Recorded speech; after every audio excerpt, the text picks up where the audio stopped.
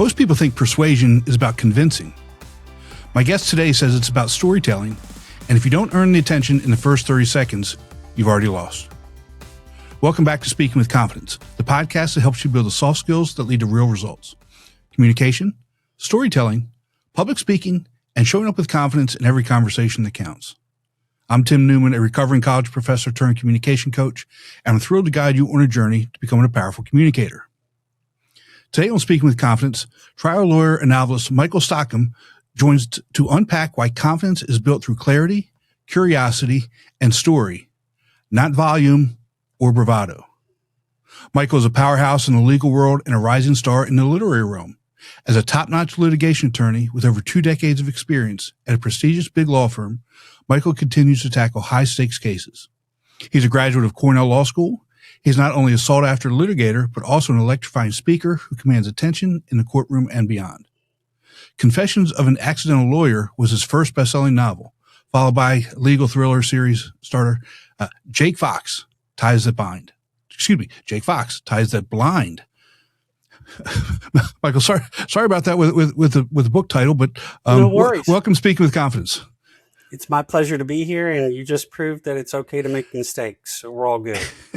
It is, and you know, as we talked about this before we got started, I say stupid stuff all the time, and it's just part of who you are, and you just got to accept it and laugh at yourself and really just kind of move on.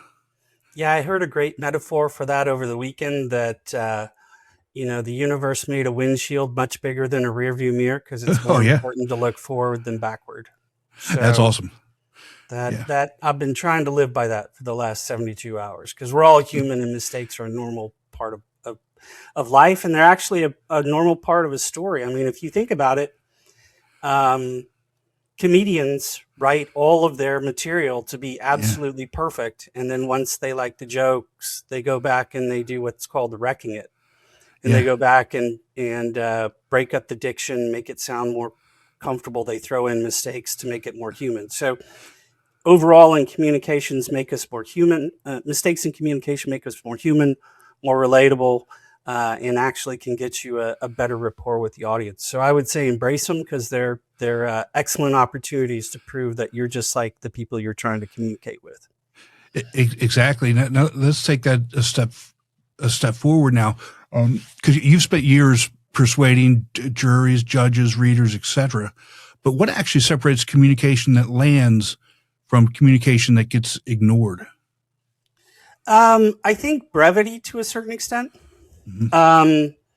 So I watch a lot of people talk, whether it be continuing legal education, speeches, judges. I watch a lot of all kinds of communicators across all types of media, YouTube and others. And I think the stuff that lands is, one, immediately engaging, which I think means that you need to tell what you're up to in your communication early on in what you're saying. Don't bury the lead, the famous newspaper slogan. And two, brevity. A lot of people in communication believe that more is more important, where clarity is actually the most important thing. Mm-hmm. Yeah, so when I look at clarity, and I'm glad you talked about that. To me, I kind of I look at it from the standpoint of I don't want people to take this the wrong way, but I say that people are stupid, right? But people aren't stupid. What I'm talking about is breaking it down so that the average person can understand what you're saying, and you can use as few words as possible to be able to explain whatever it is. And if you can't explain it in as few words as possible to, let's just say, somebody who's in the 8th grade, you probably don't understand that position yourself. Absolutely. And I do this all the time in my daily work as a lawyer, working with younger lawyers, editing briefs, et cetera, or talking through arguments to be made in court. The longer it goes on, the more legalese they use, the more complicated they make it, the more I come to believe that they really don't understand what they're trying to communicate as clearly as they should. And that if they just go back and ferret out or try to tease out the actual concept or point that they're trying to make, it'll make the communication a lot more succinct and therefore robust and a lot more effective. Yeah. Was there a time as a young lawyer that learning that point really kind of stuck out to you? Yeah, numerous times in front of judges. Okay. I've had judges tell me when I was a baby lawyer, to get to the point. What do you want? What do you mean? I've had them lose patience with me. I think average everyday people can experience this even at, say, a restaurant with friends when they start to tell a story about something that happened that they want to communicate that was fun or interesting or dramatic. A lot of people in this day and age, especially with social media, lose interest in the first 20 to 35 seconds. So Yeah. it's important in those relationships and those communications to try to get something, some sort of hook, some sort of intrigue up front.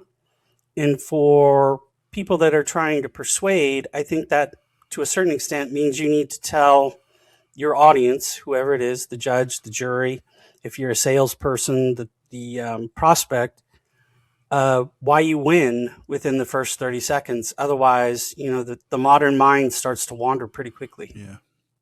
Yeah. And I look at that from really two different perspectives. From one perspective, it's sad that our attention span is that short, that you can lose a lot of nuance to a lot of things. But on the other side, again, the quicker, like you said, the quicker that we can get to whatever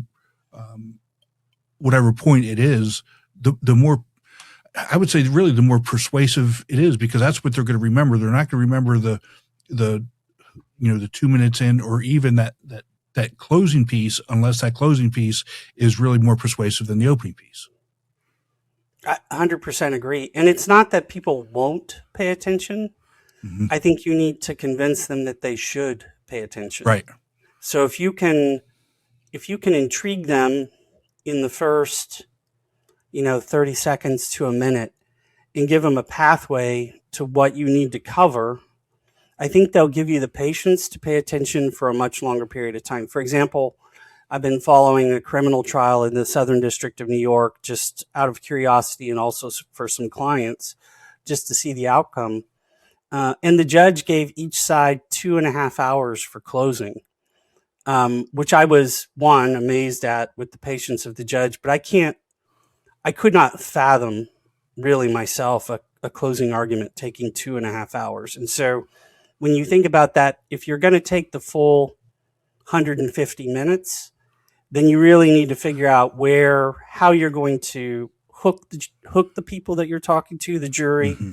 You need to figure out how you're going to give them milestones to let them know that where they are and what you promised, that you're halfway there, 3/4 there. And you also need to figure out, and this is sort of a comedic thing, right? You need to figure out loopbacks. You need to figure out ways within the argument to come back and reinvigorate their interest or reinvigorate their engagement in the conversation. Because if it's just 2.5 hours of a PowerPoint and a lawyer droning on, oh my God. I would say everything after 15 minutes is probably wasted. Yeah. I the thought of that to me is just my shoulders are tight. Just thinking of having to, whether I'm a juror or whether I'm an observer, whether I'm a judge, just the thought of listening to that for 2.5 hours, it's got me all tensed up. How would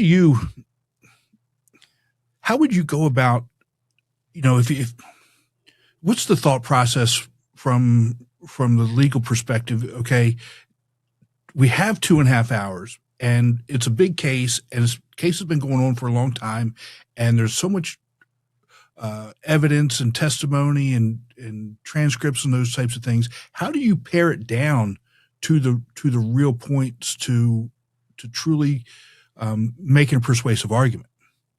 Few things that I think are really helpful, especially if you have a long presentation you need to make, whether it be a lecture Mm-hmm. or something else. But I think you need to lean into a little bit into human nature. So Mm-hmm. humans learn things by story. Story is best communicated by chronology. And then the most dramatic thing in story is the characters themselves. Like if you read a David Mamet play like Glengarry Glen Ross, it's, when you look at the dialogue, it's pretty sparse and there's a lot that's within the gaps there, but it's the personalities and the actual characters themselves that carry that play forward. So if you're looking at a very long presentation or you're looking at a very long discussion, I think it's important, one, to be knowledgeable about your subject so that you can be as concise as possible. Two, try to explain things in a chronological or normal order so it doesn't seem like you're just trying to do flashbacks or that you forgot to tell them something. And three, if there are characters that you can find, because most of what we deal with are human interactions, which at a very base level are human drama, you try to find that cast of characters and anchor people in the different characters that you have. Yeah, and I think, the whole idea of what you do in terms of litigating and closing arguments and opening arguments and those types of things, it's really kind of different than any other type of speaking that's out there. Because let's just say, even from a teaching perspective, where I come from, if I've got an hour and 15-minute class, if I'm talking for 30 minutes, to me, that's a lot. I'm having the students interacting with each other, demonstrating things, asking questions, what have you. But I mean, there's no real interaction from the jury. Right? I mean, it's not like you're asking the jury questions. You're not giving them, something here. You try this or anything like that. So that's a completely different type of speaking and persuasion than anything else there is. What's the best way to get good at something like that? Again, going back to sort of human nature, if you're going to have a quiet audience, if you will, then I think you need to get really good at reading body cues.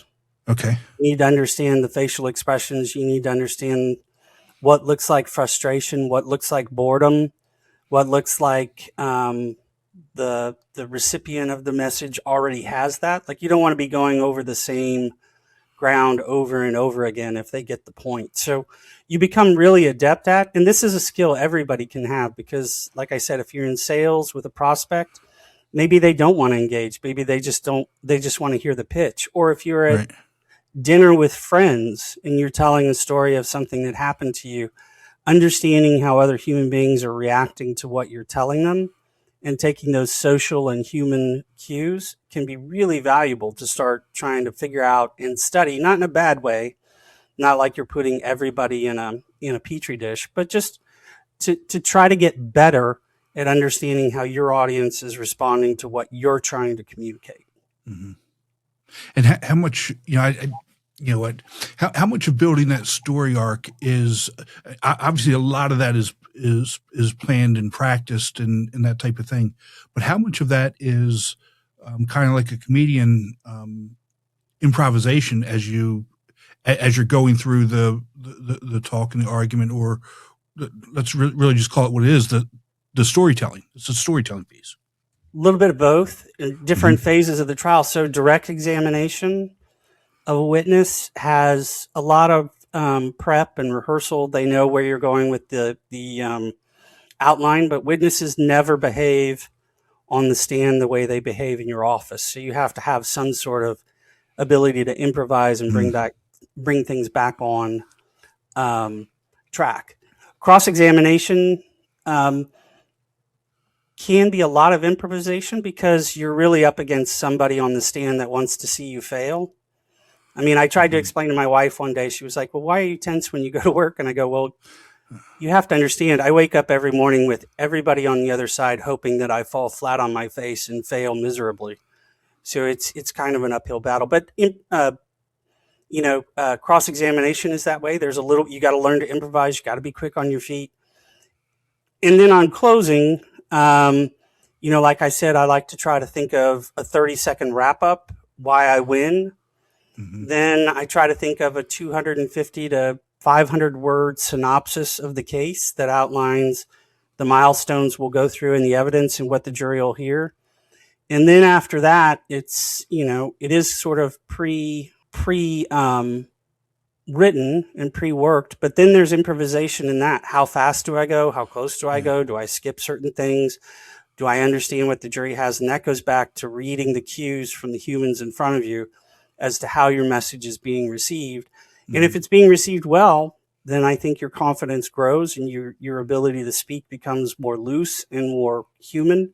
And if it's going not so well, it can impair your confidence. And if you don't have the ability to pivot and find a new way to interact with the audience, then you can really sort of deflate your confidence when you think that the receiver of your message is not being receptive. Yeah, it's interesting. I listen to a lot of true crime podcasts, and you hear a lot about how juries look at nonverbal communication of the defendant, but don't really hear a lot about how they look at nonverbal communication from the attorneys, whether they be the prosecutor or defense attorneys. How much of that really comes into play? Like, let's just say you're doing closing arguments.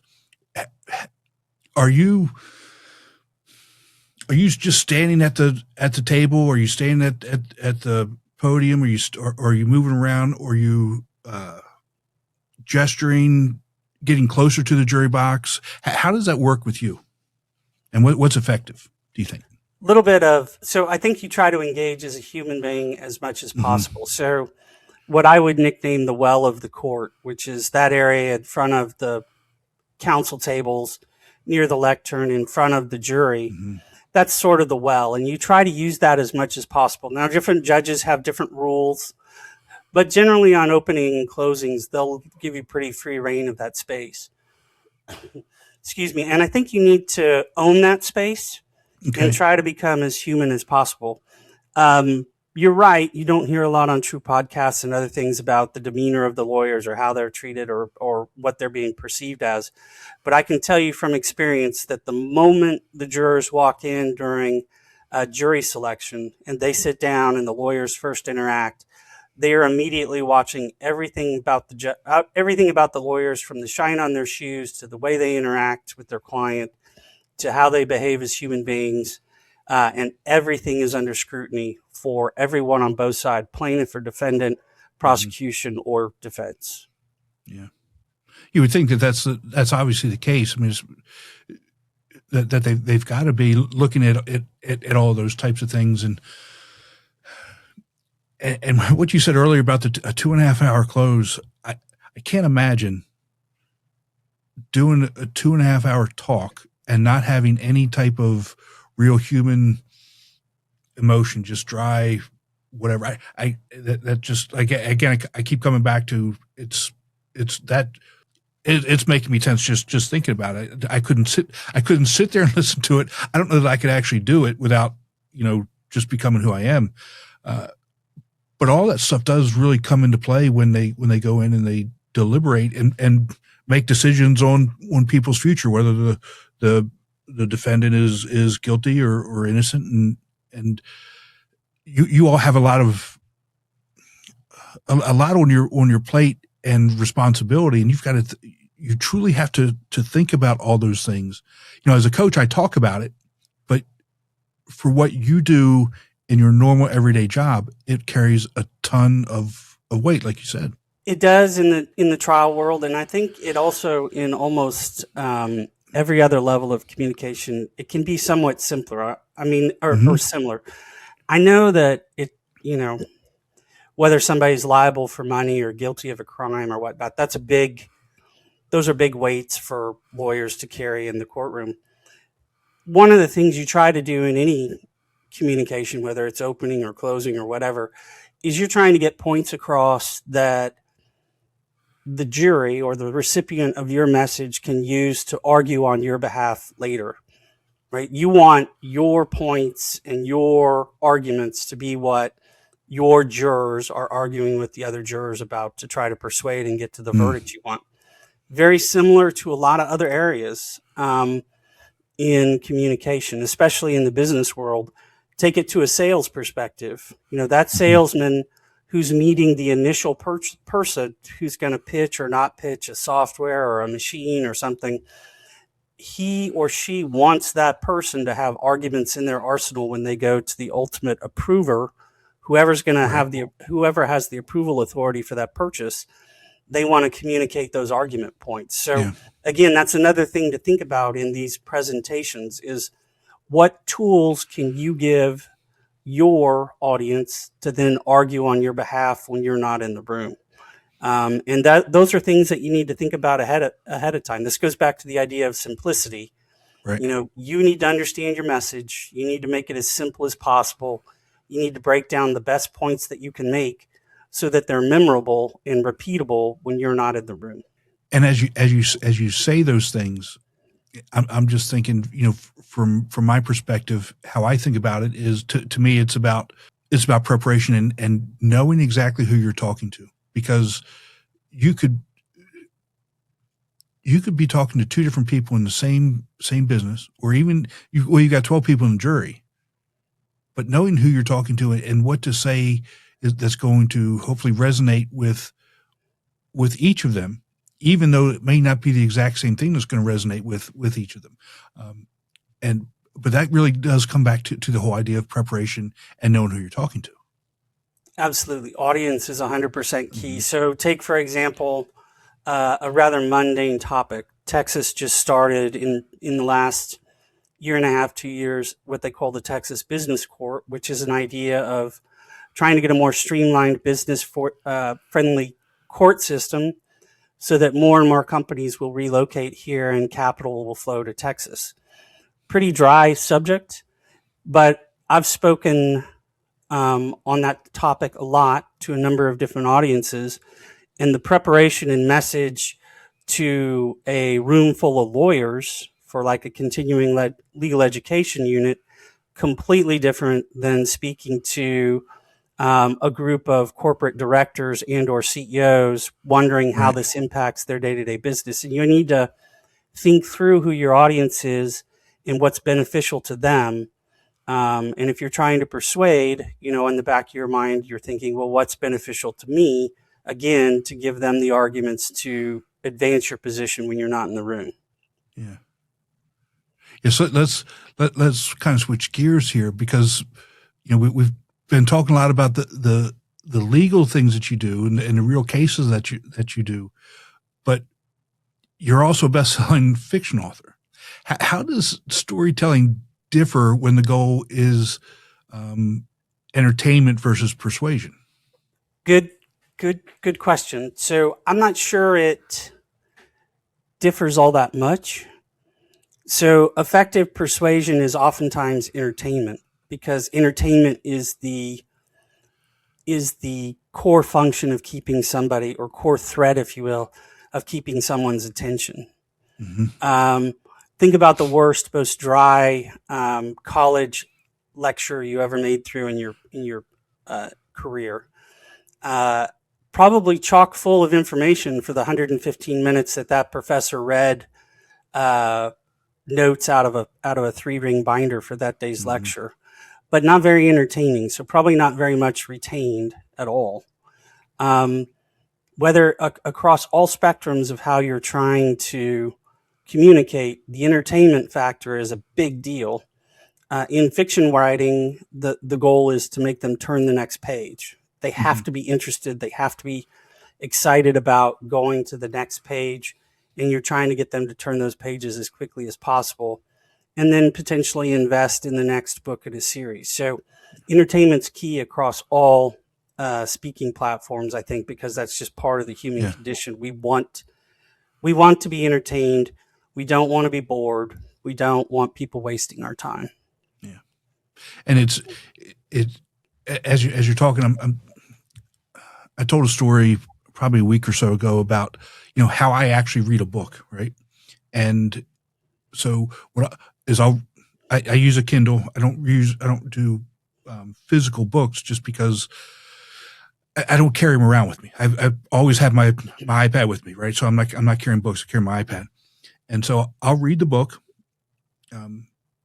I generally don't go from page 1 to the end. I'll look at a chapter, and that looks interesting. Unless it's a storybook, like a fiction book, like what you write, then I'll read start to finish. But I jump around, and then if I like the book, then I'll go and I'll buy the audiobook and I'll listen to it in the car.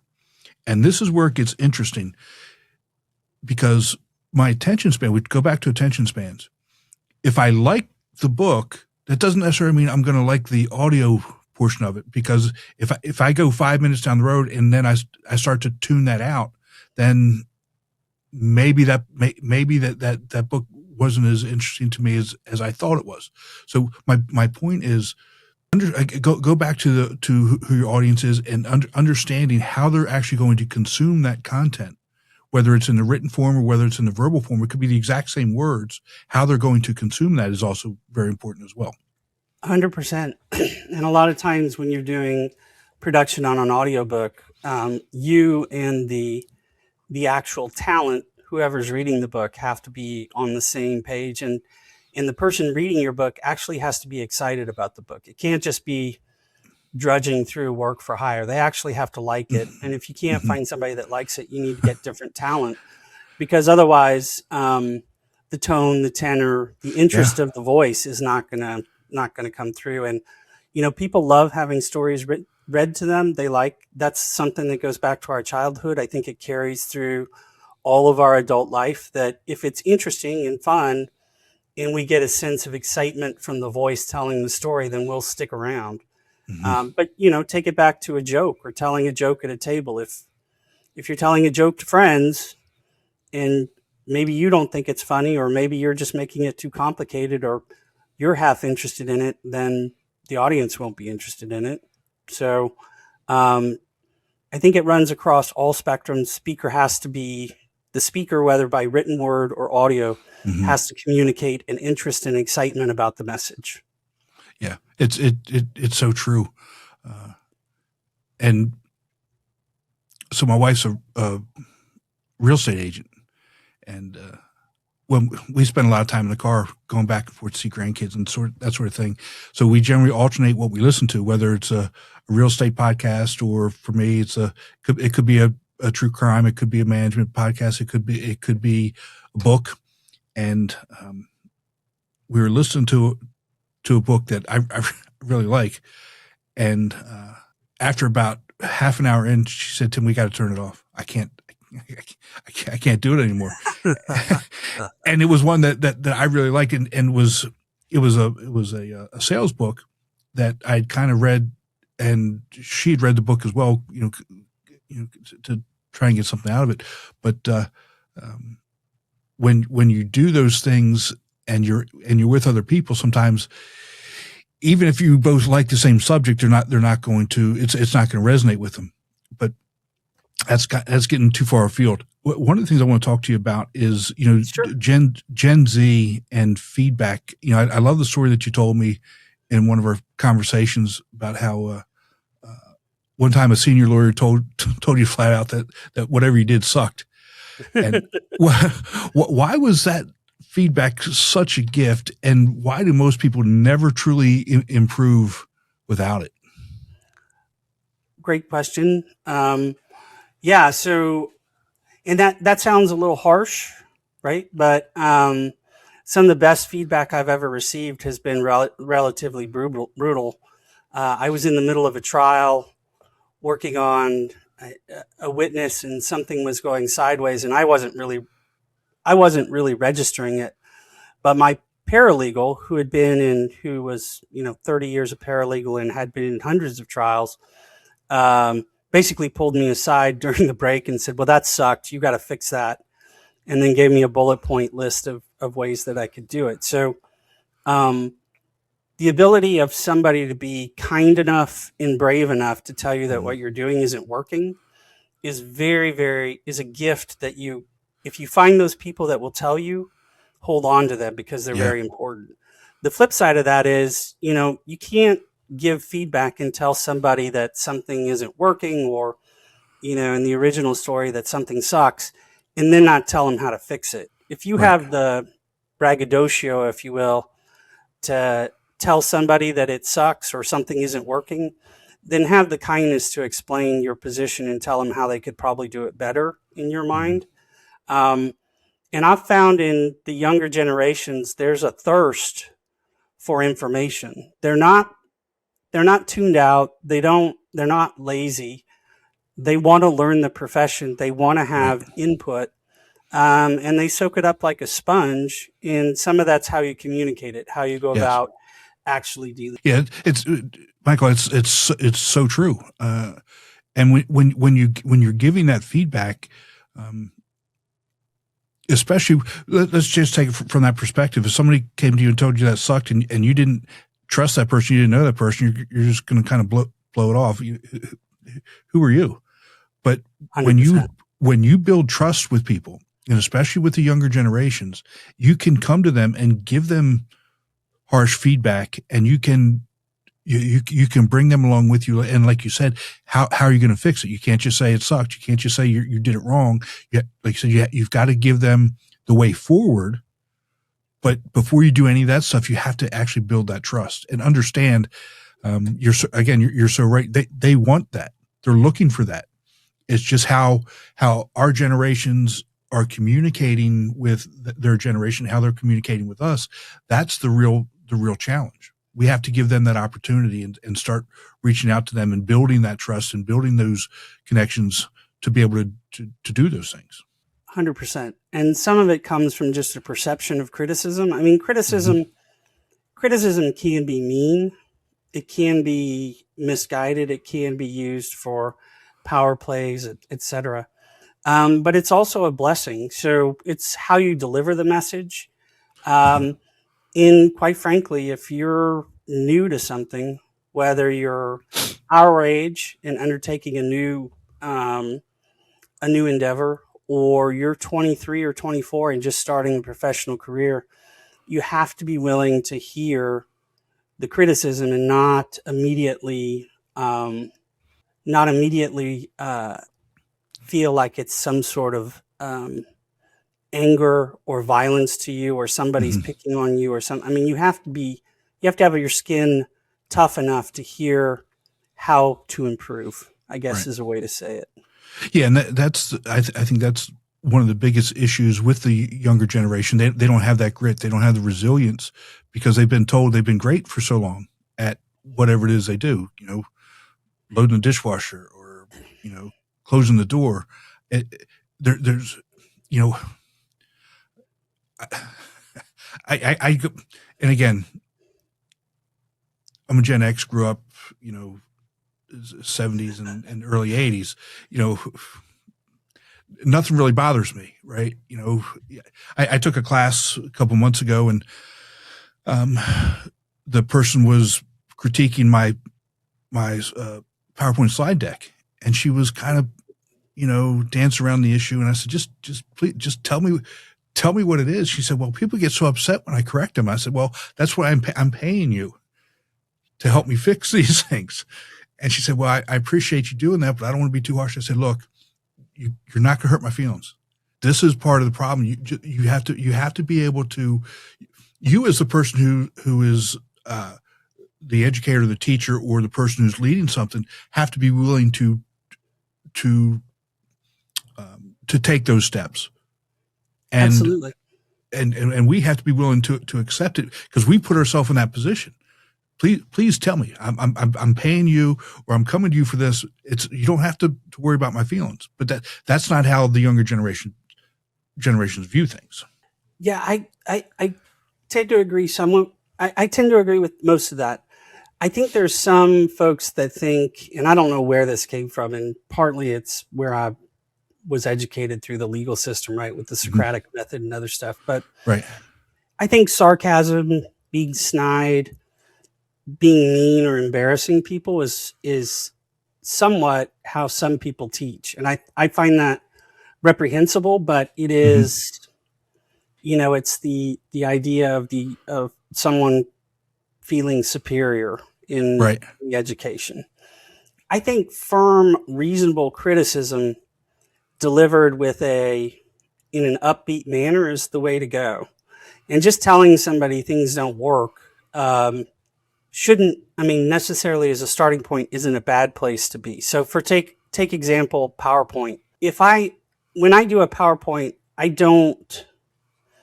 I've suffered through thousands of PowerPoints that have case quotes where the person puts up an Excel spreadsheet or a chart and says, well, I know this is kind of small, and what you would see if you could see it And I'm thinking, well, why put it Why'd up you in the put it up first there? place, Right. right?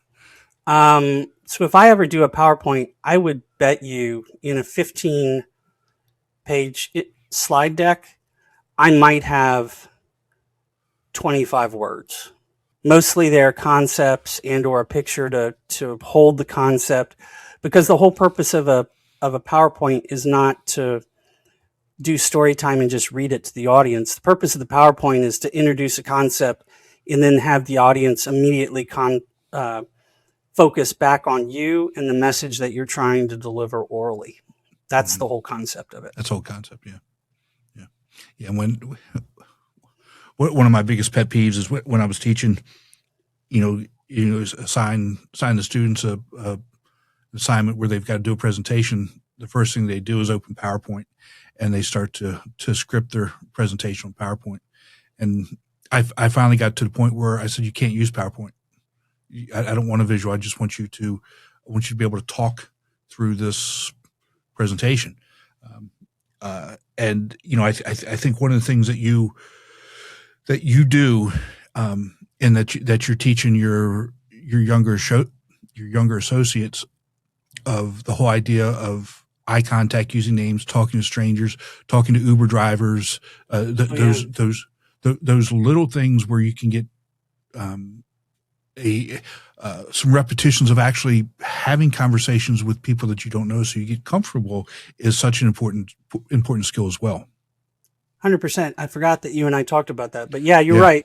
I mean, it is underrated in communication and human connection to get good at what, a lot of people call the gift of gab, right? And you have hundreds of opportunities in a week to do that, whether it's talking to the cashier or, picking up quickly the waitress or waiter's name at the restaurant and having an interaction, or in an Uber or a taxi, or talking to the person next to you on a plane or on the train. And it doesn't have to be intrusive, but just learning how to almost like pick up basketball, to learn how to pick up a conversation and carry it for 30 to 40 seconds to a minute and figure out how to connect with a human being.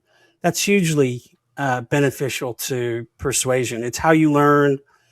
It's how someone who is perceived as a highly educated lawyer from a big firm can interact with someone with an 8th grade education that is driving or working off the back of a sanitation truck on a jury. I mean, you have to be able to figure out how to talk to people. And if you give up those opportunities, you're just giving up an opportunity to make yourself a better communicator. Yeah, absolutely. And I'm somebody that when I get into an Uber, I'm already starting the conversation with whoever that person is. Especially, so like I was in Dallas, I don't know, about a month or so ago, and I haven't been to Dallas in years. And I said, what's your favorite thing to do when you're off? Because I had some free time, maybe it was something I could do, whatever. And the ride from the airport to the hotel that he was dropping me off at was maybe 15, 20 minutes. And he talked for almost 10 minutes of just that. Yeah. Absolutely. Well, a lot of people don't. I think a lot of folks are afraid of how to keep a conversation going. And it's fun that you mentioned what's your favorite thing to do, because I think what's your favorite followed by whatever you put on it is an easy way to make sure conversations don't die. So if you run into somebody, you could be like, well, what's your favorite part of living here? Or you're at a restaurant, what's your favorite part of this kind of food? Or what's your favorite book or something? And what it does is oftentimes shakes people out of their normal sort of rut, and they have to think, well, what do I really like? And suddenly they're engaged in the conversation, and you've asked them something they're excited about. And so it's going to automatically kick off a good rapport, because they understand, if you ask the question sincerely, that you're actually sincerely curious in them, and there's nothing people like to visit more about than themselves. So you give them an easy entree into a conversation in literally with what's your favorite or what did you really like. I mean, you could run a conversation for an hour by probably speaking less than 100 words and have an incredible conversation with someone, drawing out what they think is really exciting about their life or what they like. Absolutely. Absolutely. Yeah. So what would you say that you'd want people to understand about persuasion that would change how they show up at work, interviews, on stage, what have you? Goes back to a comment you made earlier that it's all preparation, right? There's the old adage, if you fail to prepare, you're preparing to fail. Mm-hmm. So you should think through your message, especially if it's in a professional setting, if it's an interview or a presentation or something to a jury or a sales pitch or whatever. You should be working through that in your mind. On the flip side of that is this idea of talking to everybody and trying to get good at the gift of gab, because that's where preparation meets improvisation, and that confluence, if you will, really makes you a believable, likable, charismatic character, and a lot more.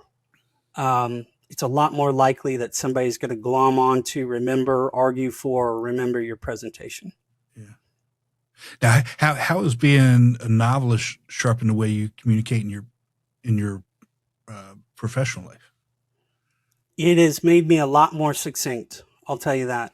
Okay. The idea of sort of some of the rules of the road and the style I try to infuse in my novels have made my writing and my communicating as a lawyer a lot tighter, because it is one thing to write a 15-page brief. It's another thing to write a 400-page manuscript. And so it takes a lot of focus. It takes a lot of attention. It takes a lot of discipline to live by some of your own writing rules. And that reflects that muscle memory on writing, communicating, etc., has really benefited my ability to communicate in my profession. It's an awesome way to think about it, especially when you're writing the book. We talked about reading the room. When you're writing the book, you don't have that opportunity, so you really have to think really critically and carefully about the words that are used on each page. 100%. Trying to make every word count, trying to make every sentence alive, trying to make every paragraph not dull. It really becomes a discipline. And like I said, the muscle memory on that is something that I've really benefited from, and quite frankly, at this point, enjoy quite a bit. Yeah. I've actually gotten to the point where I read a lot. I mean, I have a Kindle too, so I probably go through 3 novels a week from different writers. Okay. And oftentimes I'll find myself stopping and looking at a paragraph and recognizing their style and then rewriting the paragraph in my style. I'll actually be like, well, this is how I would do it if I did it. So it becomes an exercise in how to hone what I want to do as a writer. So that's an interesting thought, because I'm going to say a lot of people, that may not even be true. At least from my perspective, when I'm reading something, I don't ever really think about how I would write that. It's a fun mental exercise. I'm sure it is, because now that I think about it, because but to be able to do that, you have to be a good writer as well, right? I mean, you have to understand the nuance of writing. I would think, because it's you're taking somebody.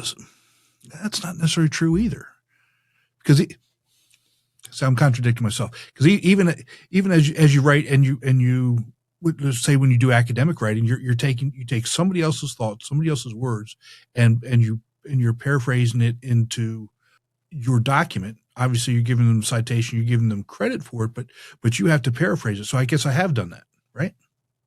100%. A lot of people do it. We do it when we meet somebody at a restaurant. We confer a funny story that somebody told us about happened to them at work or something like that. So we do rewrite stuff all the time. For me, it's just become a bit of a fun mental game, but it does allow you, especially if it's something that you like. If you're reading somebody that you really like and you enjoy, it can be fun to look at a paragraph and be like, well, how would I change it? What would I do?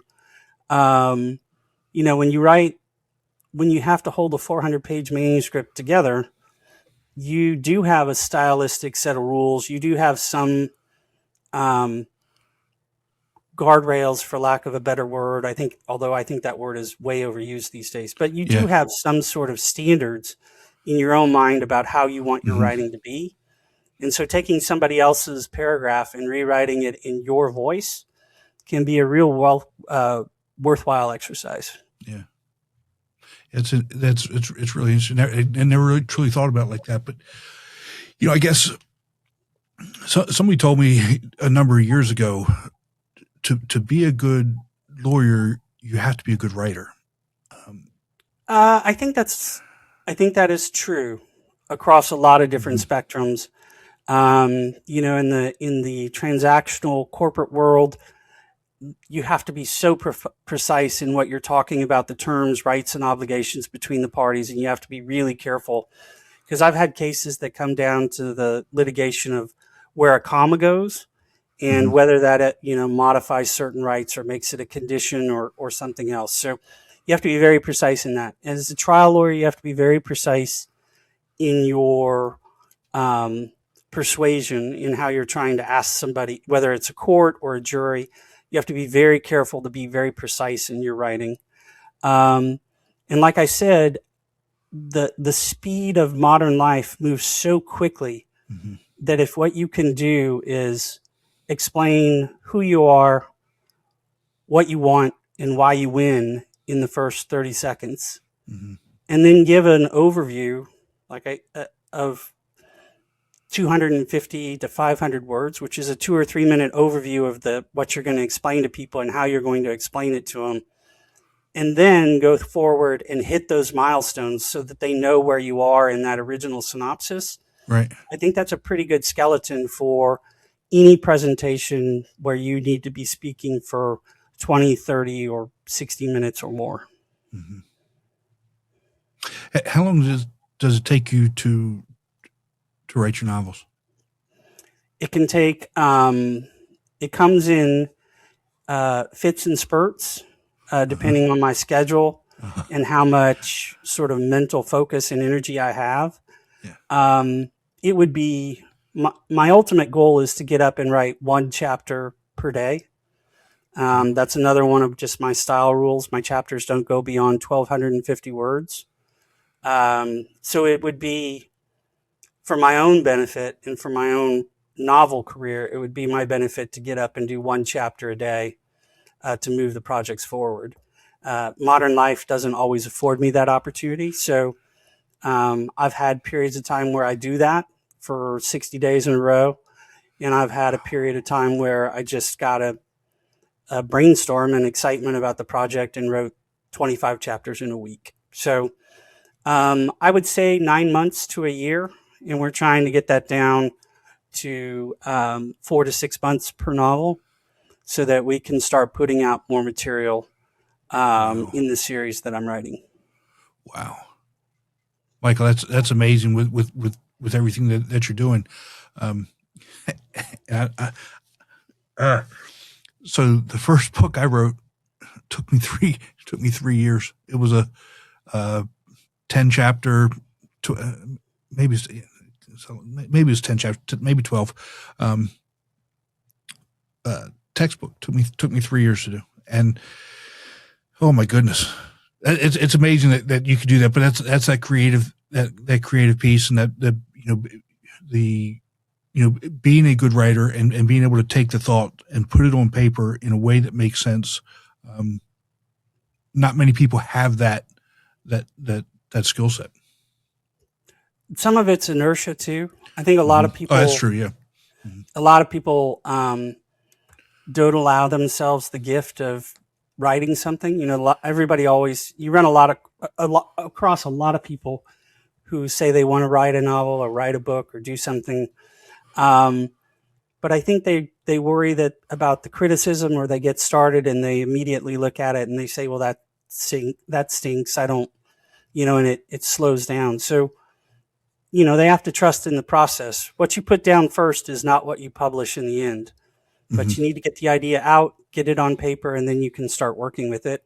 And like I said, if you have rules or the way that you want to hone to a specific style, then you have some guidelines that you can start working on it, improving it, making it your voice, and moving the project forward in a more routine manner. What are the what's the background with your Jake Fox legal thriller series?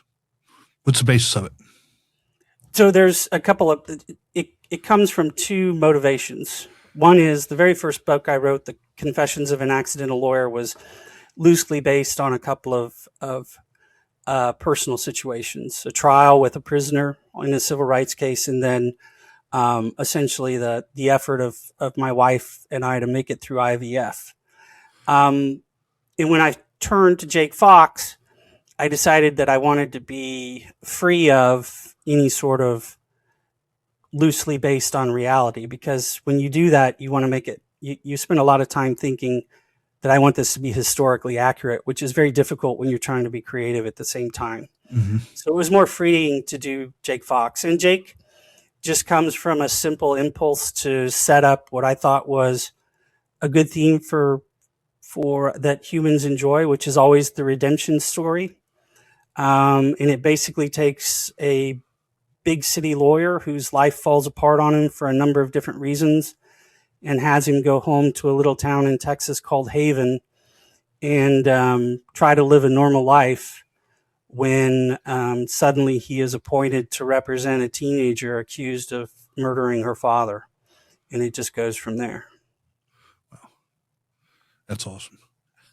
Well, where should people go if they want to learn how storytelling, persuasion, and clarity actually work and stay connected with you and your books? So a couple places they can find me. They can always find me at michaelstockham.com. They can email me at michael@michaelstockham.com, and I'm happy to interact with them. The books are all on Amazon. So just look up Michael Stockham or Jake Fox on Amazon, and you'll be able to get to those books as well. And they're pretty easy to find. And Michael, I appreciate you taking some time with us and spend time with us today. And fascinating information. I really do appreciate it. And we'll talk to you soon. Perfect. It's been my pleasure. Be sure to visit speakingwithconfidencepodcast.com to get your free ebook, Top 21 Challenges for Public Speakers and How to Overcome Them. You can also register for the Formula for Public Speaking course. Always remember, your voice has the power to change the world. We'll talk to you next time. Take care.